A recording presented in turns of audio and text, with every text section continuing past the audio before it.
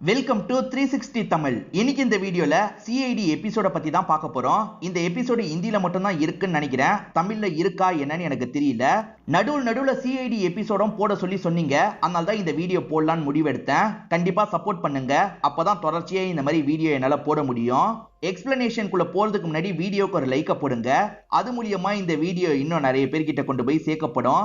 மேற்கொண்டு time waste பண்ணாம நம்ம நேரடியா எக்ஸ்பிளனேஷனுக்குள்ள போயிடலாம். எபிசோடு ஸ்டார்டிங் சீனே ஒரு காட்டு பகுதியை காட்டுறாங்க. இதுக்கு பக்கத்துல சில அபார்ட்மெண்ட்லாம் இருக்கு. அதுல ஒரு பர்டிகுலர் அபார்ட்மெண்ட்டை நமக்கு காட்டுறாங்க. நிறைய பேர் அந்த இடத்துல கூடி இருக்காங்க. ஃபாரஸ்ட் ஆபீசர்ஸ் தான் வர வச்சிருக்காங்க. அவங்களுமே என்ன விஷயம்ன்ற மாதிரிலாம் கேக்குறாங்க. இந்த அபார்ட்மெண்ட்டுக்கு மேனேஜரா கமலேஷ் அப்படின்ற ஒருத்தர் தான் இருப்பாரு. அவருமே விஷயத்த சொல்ல ஆரம்பிக்கிறாரு. நைட்டு செக்யூரிட்டி இந்த இடத்துல சிறுத்தையை பார்த்திருக்காரு அப்படின்ற மாதிரி சொல்றாரு. இப்ப செக்யூரிட்டி சொல்றதை நமக்கு விஷுவலா காட்டுறாங்க. செக்யூரிட்டி சுத்தி காவல் காக்கணும்ல, அந்த வேலையை பண்ணிட்டு இருக்காரு. டார்ச் லைட் வெளிச்சத்துல இவர் நடந்து வந்துட்டு இருக்காரு. பார்த்தா அந்த இடத்துல ஒரு சிறுத்தையை பாக்குறாரு. இவருமே தப்பிச்சு ஓடலாம் ட்ரை பண்றாரு. ஆனா அந்த சிறுத்தை இருக்கு பாத்தீங்களா, இஷ்டத்துக்கு இவர் அட்டாக் பண்ணுது. இப்ப சொல்லிட்டு இருக்கவரு எனக்கு காயத்தெல்லாம் ஏற்படுத்திருச்சு அப்படின்ற மாதிரிலாம் சொல்றாரு. இந்த மாதிரி மிருகங்கள் ஒரு குறிப்பிட்ட டைம் மட்டும்தான் அங்க இருந்து இங்கெல்லாம் வரும் போல. அந்த டைம் வந்துருச்சு, அதனால தான் சிறுத்தை வேலையை காட்டுது. கவலைப்படாதீங்க, நான் பாத்துக்கிறேன்ற மாதிரி இந்த ஃபாரஸ்ட் ஆபீசர் இவங்க கிட்ட சொல்லிட்டு இருக்காரு. இந்த இடத்தோட மேனேஜரா கமலேஷ்னு ஒருத்தரை காமிச்சாங்க பாத்தீங்களா, கமலேஷோட ஒய்ஃப் இங்க தான் இருக்காங்க. அவங்க பேரு பிரியா அப்படின்றது. அதே மாதிரி கமலேஷ்க்கு ஒரு தங்கச்சி இருக்காங்க. அவங்க பேரு தீபிகா அப்படின்றது. இவங்க எல்லாருமே இந்த ஆபீசர் சொல்றதெல்லாம் கேட்டுட்டு இருக்காங்க. அப்பன்னு பார்த்து விளையாடிட்டு இருந்த பசங்க எல்லாம் மொத்தமா இந்த இடத்துக்கு வந்துடுறாங்க. டிங்கு காட்டு பகுதிக்கு போயிட்டான்ற மாதிரி சொல்றாங்க. ஆக்சுவலா டிங்குவோட அம்மாவா தான் பிரியா இருப்பாங்க. என்ன சொல்றீங்கன்ற மாதிரி பிரியா ஷாக் ஆயிட்டு இருக்காங்க. இப்ப நமக்கு நடந்த விஷயத்த காட்டுறாங்க. இந்த பசங்களாம் சேர்ந்த மாதிரி ஃபுட்பால் தான் விளையாடிட்டு இருப்பாங்க. அப்படி விளையாடிட்டு இருக்கும் போது ஒரு பையன் இருக்கான் பாத்தீங்களா, பாலை தூக்கி அடிச்சிடறான். பாலுமே பக்கத்துல இருக்க காட்டு பகுதிக்குள்ள போயிருது. அந்த பையனுமே அந்த இடத்துக்கு போய் எடுக்கிறதுக்கு பயப்படுறான். ஏன்னா மிருகம்லாம் அடிக்கடி வெளியெல்லாம் வரும் போல. ஆனா இங்க இருக்க டிங்கு இருக்கார்ல, நான் வேணா போறேன்ற மாதிரி சொல்றாரு. ஏண்டா பால் தான் நீ அடிக்கல, நீ எதுக்கு போறேன்ற மாதிரி மத்தவங்க கேக்குறாங்க. பரவாயில்ல, என் ஃப்ரெண்டுக்காக போறேன்ற மாதிரி சொல்றான். அப்படிதான் நாங்க சொல்றதை கேட்காம அவன் போயிட்டான்ற மாதிரி ஃப்ரெண்ட்ஸ் சொல்லிட்டு இருக்காங்க. இதை கேட்கிற அம்மா பிரியாக்கு ரொம்ப பயம் வருது. ஏன்னா சிறுத்தெல்லாம் வர டைம்ன்ற மாதிரி இப்பதான் ஃபாரஸ்ட் ஆபீசர் சொல்லியிருப்பாரு. அதை நினைச்சுதான் பயப்படுறாங்க. இதை ஃபாரஸ்ட் ஆபீசரும் புரிஞ்சுக்கிறாரு. கவலைப்படாதீங்க, பையனுக்கு எதுவுமே ஆயிருக்காது, நம்ம சீக்கிரமா போய் பையனை காப்பாத்திரலாம் அப்படின்ற மாதிரி சொல்றாரு. இப்ப ஆபீசர் டீமும் இந்த அபார்ட்மெண்ட்டை சேர்ந்த நிறைய பேரும் சேர்ந்த மாதிரி இந்த இடத்துக்கு வந்துடுறாங்க. டிங்குன்னு கூப்பிடுறாங்க. ரொம்ப சத்தமா கூப்பிடாதீங்க, பொறுமையா கூப்பிடுங்கன்ற மாதிரி இந்த ஆபீசர் சொல்றாரு. சரின்ற மாதிரி இவங்களுமே ஏத்துக்கிறாங்க. பிரிஞ்சு போய் தேடலான்ற மாதிரி இவங்க பிரிஞ்செல்லாம் போய் தேட ஆரம்பிக்கிறாங்க. எல்லாருமே ஒவ்வொரு பக்கம் தேடிட்டு இருக்காங்கல்ல. தீபிகா அந்த மாதிரி ஒரு பக்கம் நடந்து வந்துட்டு இருக்காங்க. செடியில அந்த பையனோட Dress மாட்டி இருக்க போல. இப்ப இவங்களுமே லைட்டா சவுண்ட் எல்லாம் கொடுக்குறாங்க. எல்லாருமே என்னாச்சு ஏதாச்சுன்ற மாதிரி பக்கத்துல வராங்க. இது டிங்குவோட Dress தான், Dress மாட்டி இருக்கு அப்படின்ற மாதிரிலாம் இவங்க சொல்றாங்க. இந்த வழியா தான் அந்த பையன் ஓடி இருக்கான்றது இவங்களுக்கு தெரிய வருது. இப்ப சுத்தி முத்தி இவங்களுமே செக் பண்ணி பாக்குறாங்க. ரத்தம்லாம் சிந்துன மாதிரி இருக்கு. என்ன ரத்தம்லாம் சிந்தி இருக்குன்ற மாதிரி இவங்க லைட்டா பயப்படுறாங்க. மிருகம் பக்கத்திலே இருக்க வாய்ப்பு இருக்கு, இதுக்கப்புறம் எல்லாருமே கவனமா இருங்கன்ற மாதிரி எட்டு சொல்றாரு. இவங்க எல்லாருமே ஏத்துக்கிறாங்க. மேற்கொண்டு டிங்கு எங்கன்ற மாதிரிலாம் இவங்க தேடிட்டு இருக்காங்க. அப்பதான் இந்த பிரியா இருக்காங்கல்ல, யாரையோ பாக்குறாங்க போல. இப்ப பக்கத்துல போய் செக் பண்றாங்க. அந்த இடத்துல ஒரு பாடி தான் இருக்கு போல. பாக்குற எல்லாருமே ஷாக் ஆயிடுறாங்க. அது டிங்கோட பாடி கிடையாது, வேற ஒரு நபர் தான் கொல்லப்பட்ட மாதிரி இருக்காரு. மிருகம் கடிச்சுதான் இறந்து போனாரா, இல்ல வேற யாராவது ஏதாவது பண்ணிட்டாங்களான்ற மாதிரி உங்களுக்கு தோணுது. இப்ப உடனே சிஐடிக்கு தகவலை கொடுத்துடுறாங்க. சிஐடி டீமை சேர்ந்தவங்களுமே இந்த இடத்துக்கு வந்துடுறாங்க. இப்ப பாடி எல்லாம் பாக்குறாங்க. மிருகம் கடிச்ச மாதிரி தான் இருக்கு. ஆனா மிருகம் தான் கடிச்சிருக்கணும்ன்ற அவசியம் இல்ல, வேற யாராவது அந்த மாதிரி ஃப்ரேம் பண்ணி கூட கொலை பண்ணிருக்கலாம்ன்ற மாதிரி யோசிக்கிறாங்க. அது சரி, நீங்களா எதுக்காக இந்த இடத்துக்கு வந்தீங்கன்ற மாதிரி அபிஷேக் கேக்குறாரு. இவங்க வந்ததுக்கான காரணத்தை பத்தி சொல்றாங்க. இன்னும் கூட அந்த பையன் கிடைக்கல, எங்களுக்கு பயமா இருக்குன்ற மாதிரிலாம் சொல்லிட்டு இருக்காங்க. தயவு செஞ்சு டிங்குவை கண்டுபிடிச்சு தந்துருங்கன்ற மாதிரி அம்மாவும் அத்தையும் சேர்ந்த மாதிரி கேட்டுட்டு இருக்காங்க. கவலைப்படாதீங்க, கண்டுபிடிச்சிடலாம் அப்படின்ற மாதிரி அபிஷேக் சொல்றாரு. இப்ப பக்கத்துல நிறைய மிருகம் நடந்து போன மாதிரி தடம்லாம் இவங்களுக்கு தெரியுது. கண்டிப்பா மிருகம் தான் இவரை அடிச்சு காலி பண்ணிட்டு போயிருக்கு போல அப்படின்ற மாதிரிலாம் இவங்க யோசிக்க ஆரம்பிக்கிறாங்க. சார் சிறுத்தை தான் அட்டாக் பண்ணிட்டு போயிருக்கு போல அப்படின்ற மாதிரிலாம் இங்க இருக்க சிஐடி டீம் கிட்ட சொல்லிட்டு இருக்காரு. இப்ப சிஐடி டீம் அந்த பையனை கண்டுபிடிக்கிறதுக்காக உள்ள போலான்னு நினைக்கிறாங்க. நாங்களும் ஃபாரஸ்ட் ஆபீசர்ஸும் பாத்துக்கிறோம், நீங்க கிளம்புங்கன்ற மாதிரி இங்க இருக்க எல்லாரையும் போக சொல்றாரு. ஆனா அந்த பையனோட ஃபேமிலியை சேர்ந்தவங்க இருக்காங்கல்ல, சார் நாங்கெல்லாம் போக மாட்டோம், நாங்களும் உங்க கூட வரோன்ற மாதிரி சொல்லிட்டாங்க. சரி நீங்க மட்டும் வாங்கன்ற மாதிரி சொல்லிட்டாரு. மத்தவங்க கிளம்பிடுறாங்க. அந்த 3 பேர் மட்டும் இவங்க கூட வராங்க. இவங்க நடந்து வந்துட்டு இருக்கும் போது மிருகம் கத்துற மாதிரிலாம் சவுண்ட் கேக்குது. இவங்க எல்லாருமே இந்த இடத்துல நிக்கிறாங்க.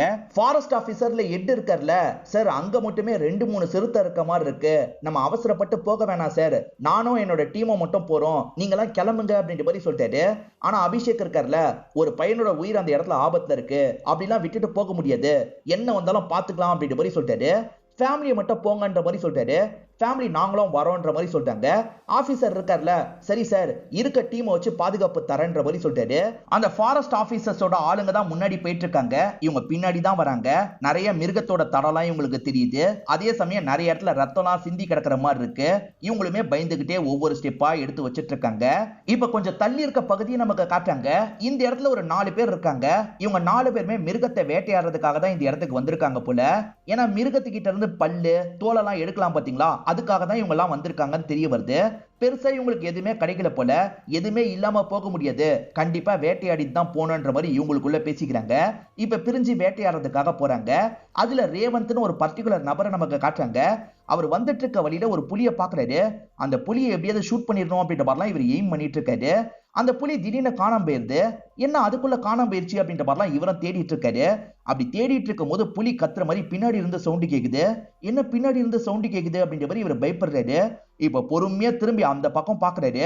அதுக்குள்ள புலி இருக்குல்ல, பாஞ்சு வந்து இவர் அட்டாக் பண்ணிருது. இவர் பயங்கரமா கத்துறாரு.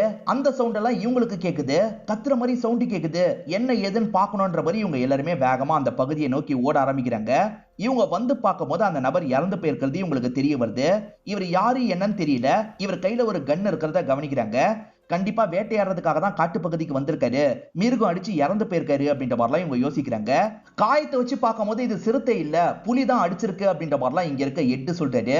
எவ்வளவு வாட்டி இந்த மாதிரி ஆளுங்களுக்கு சொன்னாலும் கேட்க மாட்டாங்க அப்படின்ற மாதிரி சொல்றாரு. இப்ப மேற்கொண்டு இவங்க எல்லாருமே தேடி உள்ள வந்துட்டு இருக்காங்க. ஆக்சுவலா கொஞ்ச நேரத்துக்கு முன்னாடி 4 பேர் உட்கார்ந்த மாதிரி நெருப்பெல்லாம் பத்த வச்சிருந்தாங்கல்ல, அந்த இடத்துக்கு தான் வந்திருக்காங்க. ஒருத்தர் மட்டும் வரல, நிறைய பேர் வந்திருக்காங்க போல அப்படின்ற மாதிரி அபிஷேக் சொல்றாரு. இப்ப ஆளுங்க நடந்து வர மாதிரி சவுண்ட் கேக்குது. அவனுங்க இங்கதான் வந்துட்டு இருக்க வாய்ப்பு இருக்கு, நம்ம போய் ஒளிஞ்சுக்கலாம் அப்படின்ற மாதிரி சொல்லிட்டாரு. இப்ப எல்லாருமே ஒவ்வொரு இடத்துல போய் ஒளிஞ்சுக்கிறாங்க. கிடைக்கிற இடத்துல எல்லாம் ஒவ்வொருத்தர் ஒளிஞ்சிட்டு இருக்காங்க. ஃப்ரெடி இருக்காரு பாத்தீங்களா, புதர் மாதிரியான ஒரு இடத்துல போய் ஒளிஞ்சுக்கிறாரு. அந்த இடத்துல இருக்க செடினாலே இவருக்கு லைட்டா அரிக்குது. இவர் கொஞ்சம் கொஞ்சமா வெளியே வந்துட்டு இருக்காரு. ஃப்ரெடி வெளியே வராத, உள்ள போன்ற மாதிரி சொல்றாங்க. ஆனா அரிப்பு தாங்க முடியல. இப்ப ஃப்ரெடி வேகமா வெளியே ஓடி வந்துட்டு இருக்காரு. அப்பன்னு பார்த்து ஒரு டிராப்ல காலை வச்சிடுறாரு போல. இப்ப அந்த டிராப்பை இவரை தூக்கி லாக் பண்ணிருது. ஏதோ லாக் ஆன மாதிரி அவங்களுக்கு சவுண்ட் கேக்குதுல, அவங்களுமே ரொம்ப வேகமா இந்த இடத்துக்கு வந்துட்டு இருக்காங்க. இதனால சிஐடி டீமை சேர்ந்தவங்க எல்லாம் ஒளிஞ்சுக்கிறாங்க. இப்ப வந்தவங்க புலி மாட்டோம்னு பார்த்தா வேற யாரோ மாட்டிருக்காங்களே அப்படின்ற மாதிரிலாம் யோசிக்கிறாங்க. அப்பதான் சிஐடி டீம் இருக்காங்கல்ல, ஹேண்ட்ஸ் அப் அப்படின்ற மாதிரி இந்த இடத்துக்கு வந்துடுறாங்க. அவங்க சரண்டர் ஆனா தண்டனை எல்லாம் கிடைக்கும்ல, அதனால ஷூட் பண்ணலான்ற மாதிரி ஷூட் பண்ண ஆரம்பிக்கிறாங்க. என்ன ஷூட் பண்றாங்க அப்படின்ற மாதிரி இவங்களுமே ஒளிஞ்சு பதிலுக்கு ஷூட் பண்றாங்க. இப்ப 2 டீமுக்குள்ளேயும் சண்டைலாம் ஏற்படுது. ஒரு ஸ்டேஜ்ல சிஐடி டீமை சேர்ந்தவங்க இருக்காங்கல்ல, அவங்க பக்கத்துல வந்து சண்டை போடுறாங்க. சம்பந்தப்பட்ட அந்த 4 பேரையும் லாக் பண்ணிடுறாங்க. இப்ப இவங்க 4 பேர்கிட்ட விசாரணை பண்ண ஆரம்பிக்கிறாங்க. சிஐடி டீம் நுழையும் போது ஒரு பாடியை பார்த்திருப்பாங்க. ரெண்டாவதா ரேவந்த்னு ஒருத்தனை பார்த்திருப்பாங்க. அவங்க 2 பேரும் உங்க ஆளான்ற மாதிரி கேக்குறாங்க. சார் ரேவந்த் எங்க ஆளு, இன்னொருத்தரை பத்தி எங்களுக்கு தெரியாது, நீங்க சொல்ற அடையாளத்துல யாருமே எங்க ஃப்ரெண்டு இல்லன்ற மாதிரிலாம் சொல்றாங்க. இவங்க எல்லாம் வேட்டையாடுறதுக்கு வந்தாங்கன்னா அந்த நபர் எதுக்காக காட்டுப்பகுதிக்கு வந்தான்ற மாதிரி உங்களுக்கு சில கேள்வி எல்லாம் வருது. இவங்க கிட்ட எல்லாம் பெரிய கண்ணு இருக்கும், அவங்க கிட்ட ஒரு சின்ன கண்ணு தான் இருந்திருக்கும். யாரையாவது கொல்றதுக்காக இந்த இடத்துக்கு வந்திருப்பானா அப்படின்ற மாதிரிலாம் யோசிக்கிறாங்க. இவங்க பண்ணதும் தப்பு தானே. இப்ப டீம் ஆளுங்க கிட்ட கூட்டு போங்கன்ற மாதிரிலாம் சொல்லிட்டாரு. ஆளுங்க கூட்டு போறாங்க.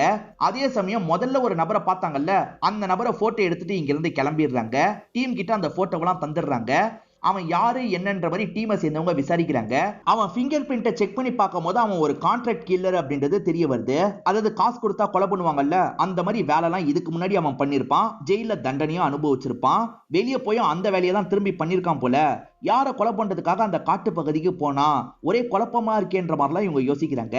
ரீசெண்டா அவன் யார்கிட்ட வேலை பார்த்திருக்கான்றத கண்டுபிடிங்கன்ற மாதிரி சொல்றாரு. சார் ஆல்ரெடி விசாரணை பண்ணியாச்சு, குணான்னு ஒருத்தனுக்காக தான் வேலை பார்த்திருக்கான்ற மாதிரி ஆளுங்க சொல்றாங்க. சோ குணாக்கு டார்கெட் யாருன்றது தெரியும், குணாவை நம்ம லாக் பண்ணோம் அப்படின்ற மாதிரி சொல்லிட்டாரு. ஆளுங்களும் சரின்ற மாதிரிலாம் இந்த இடத்துல ஏத்துக்கிறாங்க. இப்ப மேற்கொண்டு இவங்களுமே பையனை தேடி வந்துட்டு இருக்காங்க. இப்ப ஃபாரஸ்ட் ஆபீசர் எட் இருக்கார்ல, ஒளிஞ்சுக்கோங்க மிருகம் வருதுன்ற மாதிரி சொல்லிட்டாரு. இப்ப எல்லாருமே கிடைக்கிற இடத்துல ஒளிஞ்சிட்டு இருக்காங்க. இவங்க ஒளிஞ்சிட்டு இருக்க அழகா பாருங்களேன், எனக்கு பார்க்கும்போது பயங்கரமா சிரிப்பு தான் வந்தது. நம்ம ஆளுங்க தான் ஒளிஞ்சிட்டு இருக்க லட்சணம் அப்படின்ற மாதிரி சந்தனம் சொல்லுவார்ல, அந்த மாதிரி தான் ஒளிஞ்சிட்டு இருக்காங்க. இப்ப புலி இருக்கு பாத்தீங்களா, இந்த இடத்துக்கு வந்துட்டு இருக்கு. இவங்களுமே பார்த்து ஷாக் ஆகுறாங்க. இவங்க ஷாக் ஆகுறதுக்கு வேற ஒரு காரணம் இருக்கு. புலி மேலதான் அந்த டிங்குன்ற பையன் உட்காந்து வந்துட்டு இருக்கான். என்ன இவன் புலி மேல உட்காந்து வந்துட்டு இருக்கான்ற மாதிரி பாக்குறாங்க. ஃபாரஸ்ட் ஆபீசர் எட் இருக்கார்ல, அவசரப்பட்டு யாருமே பக்கத்துல போகாதீங்கன்னு சொல்றாரு. ஆனா இந்த அத்தை இருக்காங்கல்ல, டிங்குவை பார்த்தோன்னே டிங்குன்னு கத்திக்கிட்டே பக்கத்துல ஓடிட்டு இருக்காங்க. அவனுமே முதல்ல இவங்களை பார்த்து ஸ்மைல் தான் பண்றான். ஆனா ஃபாரஸ்ட் ஆபீசர்ஸ்லாம் இருக்கிறத பார்த்து இவன் பயந்துடுறான். ஷேரு, உனக்கு ஆபத்து வந்துட போது, வா கிளம்பிடலாம் அப்படின்ற மாதிரி அந்த புலியை கூப்பிட்டு இங்க இருந்து கிளம்புறான். என்ன போயிட்டான்ற மாதிரி இவங்களுமே யோசிச்சுட்டு இருக்காங்க. பூர்வின்னு ஒரு சிஐடி ஆபீசர் இருப்பாங்க. அவங்க ஆபீசர் மாதிரி வராம ஸ்டைலா இந்த இடத்துக்கு வந்திருக்காங்க. அதாவது கிளைண்ட் மாதிரி இந்த இடத்துக்கு வந்திருக்காங்க. குணாவை பொறுத்த வரைக்கும் பில்டர்ஸ் ஓனரா இருப்பாரு. நான் குணாவை பார்க்கணும்ன்ற மாதிரி சொல்றாங்க. சார் எல்லாம் அப்படி பார்க்க முடியாது மேடம், கிளம்புங்கன்ற மாதிரி இங்க இருக்கவர் சொல்றாரு. சாரை பத்தி எல்லாமே எனக்கு தெரியும், என் ஹஸ்பண்ட் கதையை முடிக்கணும், 25 லட்சம் ரூபாய் வரைக்கும் நான் தரேன்ற மாதிரிலாம் சொல்லிட்டாங்க.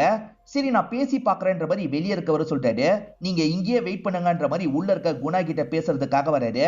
ஒருத்தங்க வந்திருக்காங்க சார், 25 லட்சம் ரூபாய் எடுத்துட்டு வந்திருக்காங்க, ஒருத்தரோட கதையை முடிக்கணுமான்ற மாதிரிலாம் சொல்லிட்டாரு. யார் அவங்களுக்கு நம்ம டீட்டெயிலாம் தந்தான்ற மாதிரி குணா கேட்கறாரு. தெரியலன்ற மாதிரி இவன் சொல்லிட்டு இருக்கான். சரி உள்ள அனுப்புன்ற மாதிரி குணா சொல்றாரு.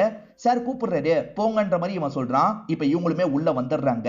என்ன பத்தி யார் உங்ககிட்ட சொன்னதுன்ற மாதிரி குணா கேட்கறாரு. உங்களால வேலையானவங்க என்கிட்ட இன்ஃபர்மேஷனை சொன்னாங்க, அதான் சார் முக்கியம். என்கிட்ட 25 லட்சம் ரூபாய் இருக்கு, என் ஹஸ்பண்ட் கதையை மட்டும் முடிச்சிருங்கன்ற மாதிரிலாம் சொல்லிட்டு இருக்காங்க.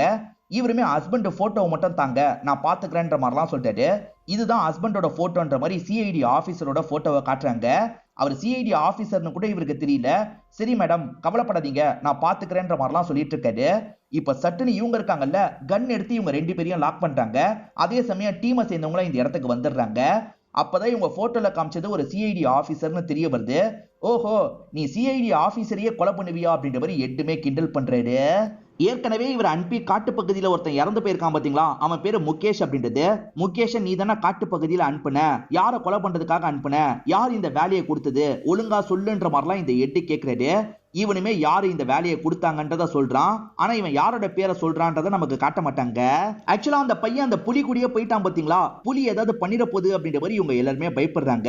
அந்த பையனை சேஃப் பண்ணும் அப்படின்ற மாதிரி ஆளுக்கு ஒவ்வொரு பக்கம் போயிட்டு இருக்காங்க. இந்த பையன் புலியை எப்படியாவது காப்பாற்றணும் அப்படின்ற மாதிரிலாம் யோசிக்கிறான். ஷேரு எங்க போனே அப்படின்ற மாதிரிலாம் கேட்டுக்கிட்டே வந்துட்டு இருக்கான். இந்த பையனோட ஃபேமிலி ஒவ்வொரு பக்கமா தேடிட்டு இருக்காங்க. இந்த பையனோட அப்பா பேரு கமலேஷ்னு சொன்ன பாத்தீங்களா, கமலேஷ் வந்துட்டு இருக்க வழியில தான் இந்த பையன் இருக்கான். இந்த பையனை பாக்குறவர் கொஞ்சம் நிம்மதியாவறாரு. சுத்தி முத்தி யாராவது பாக்குறாங்களான்னு பாக்குறாரு. ஏன் இப்படி பாக்குறாருன்னு தெரியல. இப்ப புலியும் இந்த விஷயத்தெல்லாம் கவனிச்சிட்டு இருக்க மாதிரி நமக்கு காட்டுறாங்க. ஒரு ஸ்டேஜ்ல இந்த பையனை இவர் அட்டாக் பண்ணிட்டாரு. இப்பதான் மறைச்சு வச்சிருக்க கன் எடுக்கிறாரு. இந்த பையனை ஷூட் பண்ணி கதையை முடிக்கலான்ற மாதிரிலாம் யோசிக்கிறாரு.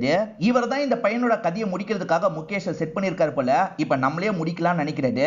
இவர் தான் செட் பண்ணாருன்றது அபிஷேக்கு தெரிய வந்துருது. இவர் எங்கன்னு தேடி வந்துட்டு இருக்காரு. இப்ப கன்னோட நிக்கிறத பார்த்து அபிஷேக் கையை பார்த்து ஷூட் பண்றாரு. இவரோட கன்னு கீழே விழுந்துருது. இவருமே பயத்துல இங்க இருந்து ஓடுறாரு. இப்ப சவுண்ட் கேட்டு எல்லாருமே இந்த இடத்துக்கு வந்துட்டு இருக்காங்க. இவர் ஓடுறதுக்கு ட்ரை பண்றாரு பாத்தீங்களா, அப்ப கரெக்டா புலி எதிர வந்துருது. புலி இவர் அட்டாக் பண்ற மாதிரி வந்துட்டு இருக்கு. இவருமே செம்மையா பயப்படுறாரு.